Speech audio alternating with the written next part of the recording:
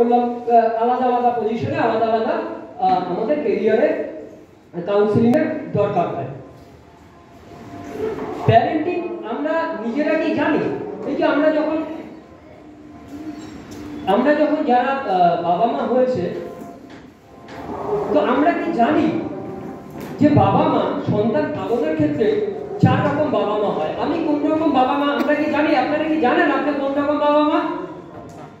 হ্যাঁ বলে হ্যাঁ, না বলে না।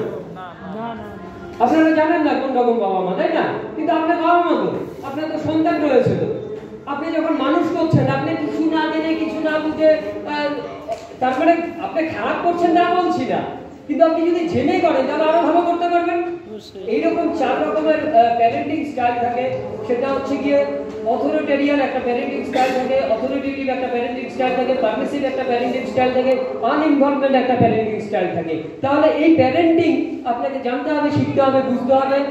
আপনি যদি জানেন, বোঝেন, শেখেন, আপনার সন্তানকে আপনি কি রকম, আপনার কাউন্সিলিং হওয়ার পরে সন্তানকে আপনি আরো ভালোভাবে মানুষ করতে পারবেন, আরো ভালোভাবে তার যাতে উন্নত হয়, আপনি তাকে হেল্প করতে পারবেন।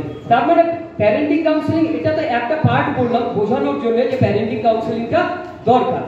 এই প্যারেন্টিং কাউন্সেলিং এর জন্য 4 ঘন্টার আমাদের কোর্স রয়েছে, মানে 4 ঘন্টা আমরা তাদেরকে শেখাই আর কি প্যারেন্টিং।